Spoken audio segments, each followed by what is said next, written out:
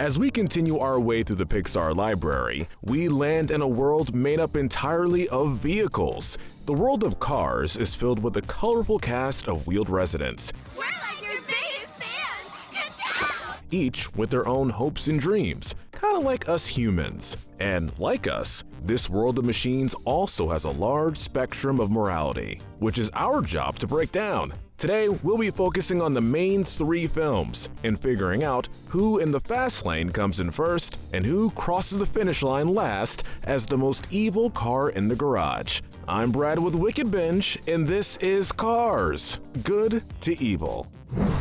What the? Ow! As usual, we'll be starting with the most pure and working our way down to the darkest depths of the vehicle-run universe. These characters are the good. Starting as most good, we have Red, a vehicle of few words but many tears. He's portrayed as the most sensitive member of Radiator Springs. He spends his time taking care of the many flowers he plants or being there for moral support during McQueen's races. He spreads positivity wherever he goes, and while he may not be a conversationalist, he's proven to be a good ally. Second placed is Rusty and Dusty, the Rusty's owners. Most business owners in animation and in life are shady at best with often corrupt practices, but luckily, not these guys. They stood by their product and they stood by McQueen, even selling the Rusty's name to give the racer a second chance. Not many would be willing to sell their pride and joy just to help their spokesperson. We're gonna place Mater third. Sure, he's not the best guest to have at dinner parties, and many of the people who are fans of the Cars franchise try to block the second film from their memory. Boy, I sure wish my friends could see me now. But that doesn't change that Mater was the first to accept McQueen as a friend, even representing the racer in the trial. He called in to defend McQueen's name when the racer was being insulted on TV, and he did try to tell Holly and Finn that he was in fact not a spy. But you know I'm just a tow truck, right? It wasn't the tow truck's fault they didn't believe him. He was also the one to figure out that Miles was the one endangering everyone and took the initiative to get Mr. Sterling out of the way when Cruz was being done up for the big race. Not the brightest, but he's always there to help. Next are the King and Mrs. the King. The former face of Dynaco, the King was the reigning champion of the Piston Cup for a number of years, but the legacy of trophies is not what brings the King and his Queen this high on our list. It was the humble nature the two of them had. They worked great as a team, and the King took his time offering advice to McQueen even if that rookie didn't take the tip seriously at the time. He was surprised by McQueen's offer to help him, but was simply grateful, rather than jumping to the conclusion McQueen was doing it for publicity. What are you doing, kid? These two were a truly sweet couple. Cruz Ramirez has a fun energy about her that can make her exhausting at times. Even though racing was her true passion, she put all of herself into her work and spread positivity everywhere she went. She wasn't the best listener when it came to what McQueen was trying to accomplish, but she was doing what she was trained to do. And when the time comes to prove herself, she's still the same approachable car we get to know and love. Next is the sheriff of small-town Radiator Springs, a law-abiding man who strives to do his job right. He's the first one to encounter McQueen in the first film. He refuses to let his age get in the way of doing his job, and despite being close to the town destroyed, he still treated McQueen fairly, giving him representation and not allowing him to be beaten after obtained. Where's your lawyer? We're placing Smokey up next. The man who trained Doc Hudson to race on dirt, and the man who took McQueen under his wing. Smokey is a traditional man of few words. Truth is always quicker, kid. Now, his methods might be a little strange, but he was able to get through to the younger racer. He clearly had a soft spot for Doc, thinking of him as a son of sorts, and therefore having a liking towards McQueen for bringing Doc from his funk. It only makes sense to mention River, Lulu, and Junior next. They had stepped up to help Smokey teach McQueen how to cope with being an aging racer still in the game. They take some getting used to, but they do have the best of intentions when helping our protagonist. We also want to take a moment to appreciate the bit of advice that Lulu gave to Cruz. Life's too short to take no for an answer. Life's too short to take no for an answer. Tex, the owner of Dynaco, is next. He's a businessman, but he always makes sure the people working for him are at their peak performance and happy to do as needed. He's seen joking with McQueen fairly often about replacing any current racer with our protagonist. But we all know he's too nice a guy to bully someone out of a position. Even with Sterling, he bought the car off with a ridiculous amount of money. A Texas-size offer, as the vehicle puts it. We'll mention Uncle Topolino and Mama Topolino next. They were only given a brief moment in the second film, but gave McQueen some good advice. They have a lifetime of good and bad experiences that they've drawn wisdom from. They took the time to help McQueen remember that friendship is a valuable thing not to be thrown away over a misunderstanding. Mac has earned his spot next. A loyal worker for McQueen, he stood by the racer, even after being treated less than fairly during the racer's more arrogant phase.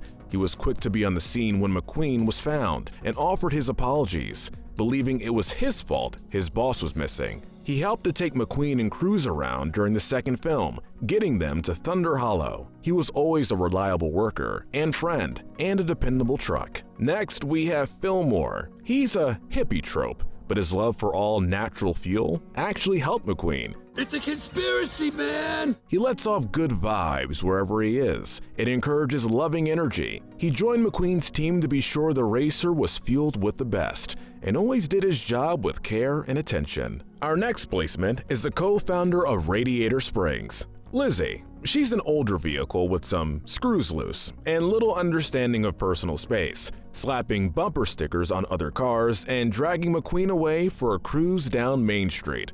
She's a romantic at heart, talking to the statue of her late husband and affectionately calling McQueen her hot rod and doting on him like a grandparent would. Ramon is up next. He can be hot-blooded at times, but only when pushed too far. Most of the time we see him, he's relaxed and willing to help. You need a new paint job, man. He quickly takes his place on McQueen's team as a detailer. He has a distinct style to him that he's passionate about, but we do see he grows the more experience he has with other vehicles. He has an upstanding work ethic and is versatile, which is essential when working for a car that makes big decisions, such as bringing in a new racer last minute. Next is Ramon's partner in crime, Flo. She runs the gas station in Radiator Springs and was revealed to be the first to take Sally in when the lawyer first arrived. She works to make everyone feel welcome and tells things as they are, calling out someone's nonsense stories, though admittedly that someone is usually Mater. Sally is next. A lawyer sick of the big city, she quickly adjusted to small town life. She was proud of the community that took her in and showed loyalty towards it. She took the time to show McQueen the pleasant side of being away from cameras and constant attention. Through the films, she was the voice of reason, getting McQueen out of his funk and helping support his choice to make Cruz his student. We're mentioning the Queen briefly here. She didn't do much of anything in the film, but we have to at least say that her excitement at everything happening around her was pretty great, and likely how the Queen would act. With that said, we've concluded the good. Now we move into neutral territory. This is the gray area. Just because McQueen is used to coming in first doesn't mean he was anywhere close to it on our list. But hey, he has the benefit of being the first when it comes to the neutral category. This should come as no surprise, considering his actions for most of the first movie and his temper during the third. He came around, warming up to Radiator Springs and helping promote the business there. He showed nothing but adoration towards Sally as they grew as a couple, and he valued the friends he'd made. When he stepped down to give Cruz her shot at racing, it showed how much he had grown from the first time we saw him. We'll place Doc, the fabulous Hudson Hornet, next. Rough around the edges, he was troubled by his past and let that get in the way of treating McQueen fairly. When he warmed up to the then rookie, he helped to teach the other car what was most important. Seeing the pride on his face when McQueen helped the king finish the race was worth 1,000 words. It was sad seeing the car go, but he left behind quite a legacy. We're putting Luigi and Guido together. Best friends despite their arguing at times, they were quick to help McQueen once he took fixing the road seriously. They were a constant presence through the other films, helping him train and aiding with his pit stops. McQueen may be a lot to handle at times, but they've proven they can deal with it. Holly Shiftwell is next. A newly made field agent, she's just trying to do her job the best she can. She's patient, persistent, and eager to learn. She gains confidence through their adventure, from denying she could ever be a field agent to quickly utilizing her skill set and new tools. She didn't reject Mater after realizing he was being serious about not being a spy, instead declaring herself his girlfriend and having a further respect for him helping the mission. Next is Finn McMissile. Finn is a shady agent, but really, is there any other kind of agent? He got a few fighting scenes, was infuriatingly oblivious to Mater denying being a spy,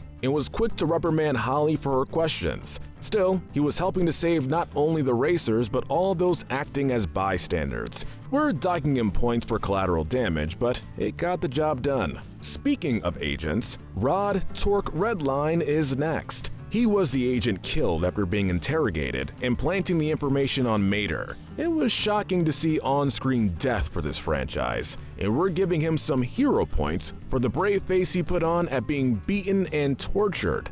Even when facing the end, he refused to help the villains. We're glad him being lost wasn't in vain. Sarge deserves his spot next. Since he was the one who rejected All in All and replaced McQueen's fuel with Fillmore's, he ultimately saved McQueen. Not to mention showing up with the armed forces during the climax of the film was a pretty impressive move. Van and Minnie were notable enough to place on our list. Travelers that unintentionally visited the small Route 66 town in the first film, they showed up again at the end of the second. They're a typical couple, following such tropes as a too encouraging wife and a stubborn husband who refuses to look at maps. But they're a fun comedic relief when they're seen. We'll place the other cars Cruz was training next. They're trained to do one specific thing, race, and that can make them full of themselves. But what gives them points is how much they clearly appreciate Cruz. They go with their training methods, and while they give each other grief on their needed tactics, they know it works. Next, we're placing Miss Fritter. She thrives in the spotlight and in the chaos that ensues from the demolition derby, but that doesn't make her a bad car. Intimidation is the name of the game. She has pride in her town and was alight with joy at seeing McQueen race what she considered to be her track. Francesco Bernoulli is in much the same boat as Chick Hicks. He's not a friendly guy, unless you're a fan of his. The only thing that makes him better than Chick is the fact he actually expressed concern seeing the other cars in the race hurt, opening asking, "What is going on?" when he and McQueen realized no one else was crossing the finish line. Chick Hicks is a jerk, no doubt, but we wouldn't call him evil. He's full of himself and used his name to make a show where he can continue to brag and use his credibility to tear others down, though the others typically involve Lightning McQueen being in the mix. We say that's more him taking advantage and using the opportunity to give grief to an old rival, more than Hicks attacking the other for no reason. Harv was McQueen's former agent. He was so far removed from McQueen's life that we only ever heard his voice. He showed little to no concern over his client being missing, instead going on and on about how much merchandise was selling due to all the attention. And that wraps up the gray area. Finally, we've arrived at the dark side. These are the bad and the evil. Together we have Boost, Snot Rod, Wingo, and DJ next. They're barely seen in the first film, but they prove in that short time that they have no value for the safety of anyone else on the road. They gladly help lure a moving truck to sleep and lead him to drift off-road. It was something that could have ended way worse than it did, and since we don't know how many times they've done this before or since, we have to say they're not safe to share the road with. Mr. Sterling was tricky to place, but we have to rank him low. He's one of the few men where money took priority over the racers working for him. He showed no concern over McQueen crashing through the simulator, only using it to dismiss the now aged racer. Your racing days are coming to an end. He didn't form a connection with anyone trained at the facility, calling one car the Bug Guy, and he snapped at Cruz for even daring to race before trying to use her once he saw her potential. Jackson Storm was a notable obstacle in the third film. He falls far from grace due to one moment in particular, his slamming of Cruz into the wall. Racing is risky enough without actually trying to kill the cars on the track with you.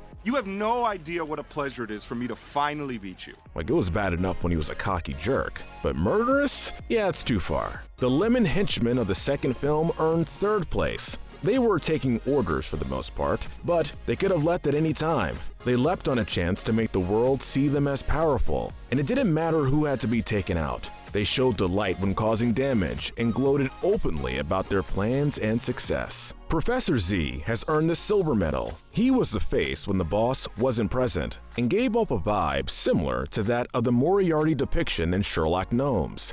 He approached everything, including risking blowing up with a bomb, with an unsettling calm that could only be described as psychotic. He put out orders to kill with little to no emotion and had the potential to do far more damage. He's in the camera! Kill him! Our gold medal of disgrace goes to Sir Miles Axelrod. Organizing a race just to destroy cars, putting innocent bystanders at risk, nearly getting the Queen killed. This guy has a long resume of vile crimes. He tried to avoid being seen as the master behind the operations by tearing at Mater's credibility, yelling at everyone to help him from this crazy tow truck. This lorry's crazy! He had put a lot of thought into destroying the society he felt rejected by, and it didn't matter who went down for it, so long as he got away unscathed, that is. But what do you think? Who are the most good and evil characters in the Cars universe? Let us know in the comment section below. Don't forget to hit that notification bell and binge our Good to Evil playlist, where we break down the morality of the characters from your favorite shows, cartoons, and movies. But most importantly, stay wicked.